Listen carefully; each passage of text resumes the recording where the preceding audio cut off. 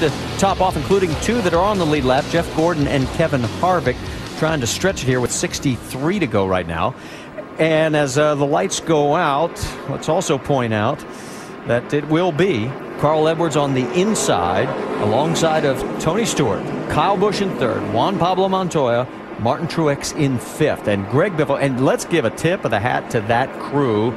They rebuilt basically from the wheel well forward. It looks beautiful too. They've done a great job fixing. And he has picked up 12 points by getting back out on the track. So big for Greg Biffle and his team. Pace cars pulling off. As we said, it'll be 62 laps to go when they come by. Now watch Kyle Busch in 3rd place. See what kind of restart he gets this time. Carl brings him down, and we're back to green flag racing. Oh, Tony opens the door. Montoya's going to blow by. Here comes Kane as well. Some smoke coming from one of the cars further back in the pack. Yes, Matt Kenseth looks like has a little smoke coming out of his. Can't see it from there. Maybe something, just a little bit of a rub that's now dissipated. But boy, Carl Edwards gets a great restart. Here comes Kyle flying back around Martin Truex to take 2nd.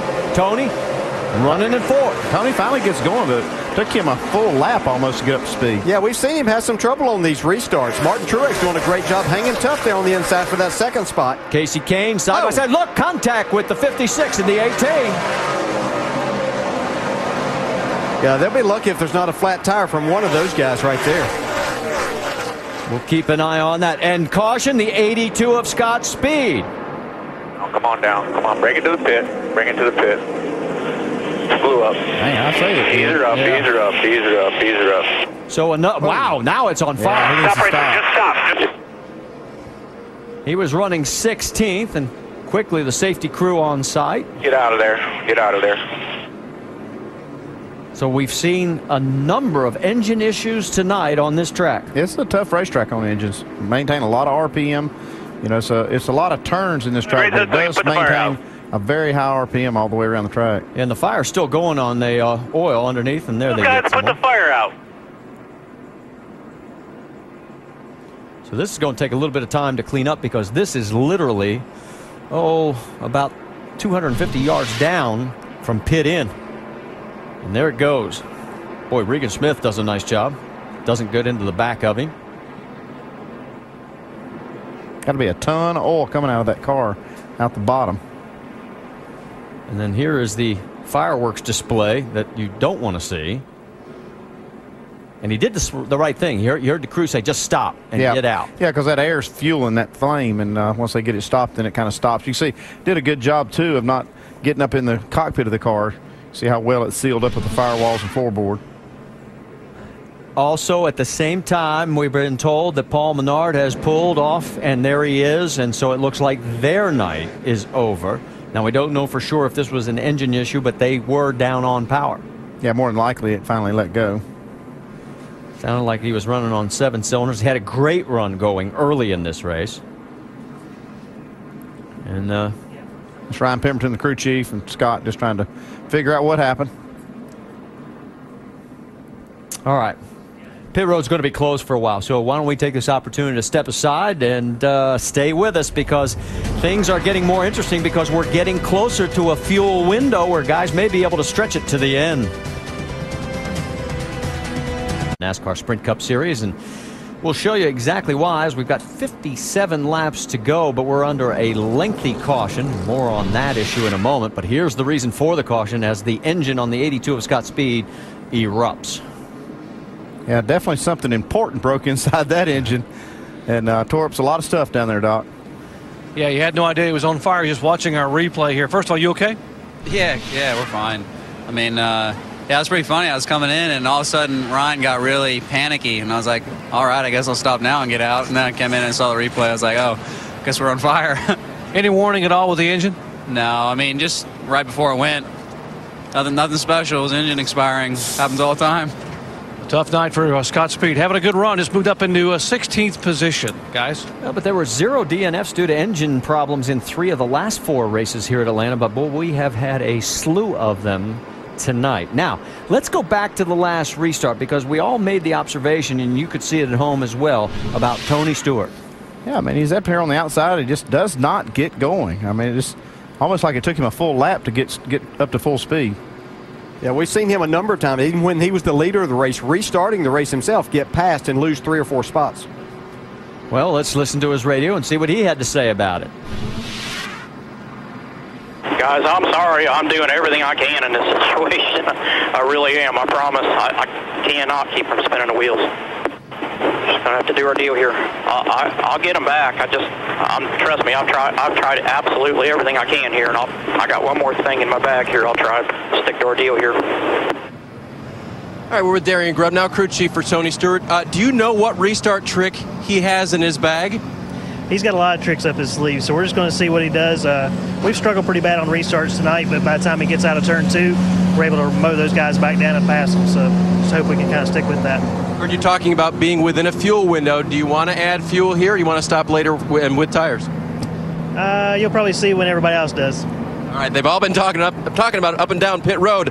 One thing they do know is they've got to get that restart thing figured out, guys. Well, and here's a couple of things to think about. Tony has clinched the most laps led. He's led 151 tonight. But here's the bad news. He's won only once in the last 6 races when he's led 100 or more laps. So the numbers are not necessarily in his favor, and he's got to sort of figure out how to solve this restart issue. Yeah, he doesn't care about those numbers. That's only whenever they work in your favor from a driver's standpoint. So he's going to do everything he can, but he does have to figure that out, especially when we come down like a green-white checker. But Andy, why is it you crew chiefs will never let us know anything you're going to do? Just stay tuned, you'll see. Oh, gosh. You can't tip your hat. These guys all have TVs on their pit box down there, and if he says what he's doing, they're all going to be scrambling and doing what they need to do to beat him. So I don't blame him for not tipping his hand just yet. I think I expect them to come down pit road, at least the leaders. I think they'll come down and get fuel, get tires, and try to make it to the end. The thing with Stewart on the restarts, I'm not sure it matters a lot. I think his car's fast enough that even if he does let 2 or 3 go, like you could hear in his voice, he's pretty confident he can run them back down. Well, let's go down to the pit studio, because, Alan, you and the guys sometimes pick up things that we can't even see from up here. What have you guys observed? on this one tonight, toss a coin, right? Although the one thing I will point out that we saw here back in the race in March, there was a green-white checker, and people stopped before the overtime to take tires. We generally will see a late caution at this race, and tires are more important than fuel. But really, the strategy is going to be an interesting play. And for Tony Stewart, you're inside that car. What's the trick? Well, the trick that I've always done, I mean, you just got to do the good old classic burnout. I mean, to get the stuff off the tires. There's different ways to do the burnout to get them off. If you just light the car up and spin the tires a lot, that's not the way to do it. Every time I had to do restarts to get a good grip, I would spin them a little bit and then chirp them 2 or 3 times and make sure that the rear tires were hooked up. That always worked for me. And I got a feeling that's probably one of the tricks Tony's doing. He knows all about this stuff. I think the other thing right now, we got 54 laps to go, probably 53 when we get started. I think you go ahead and pit immediately and go ahead and get fuel. You know, a guy like Tony Stewart, we know he's going to be at least 5 laps short, maybe 6. I think you go ahead and get it over with. He's got a good race car. I think most of the leaders are going to come pit anyway and get some fuel and be ready to run to the end of the race. Haven't run many laps on these tires. Let's see if anybody... I think they're coming. Anybody takes tires. Let's see. 20 cars on the lead lap. Andy, what are you going to do? And I'll give you a couple examples. Give me Edwards and pick a car. Give me Johnson. You stop if you're them? Yeah, I do. I come in and get tires right here, get fuel, just go to the end, because you know, you can make it from here. If you don't pit, you're taking a chance on a caution coming out later.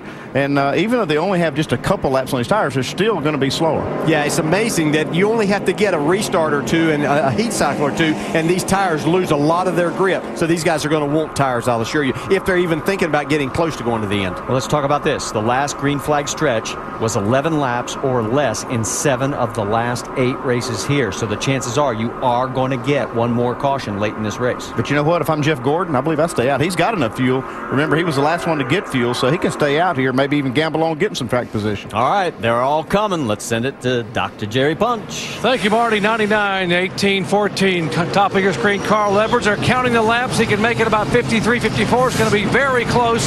They will change 4 tires and fill it up full of fuel. Mike. The question Dave Rogers presented to Kyle Busch was simple.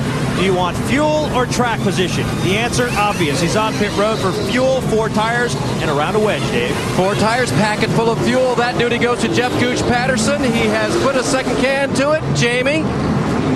42 at Juan Pablo Montoya, too tight, he can't go. Air pressure, tape on the grill.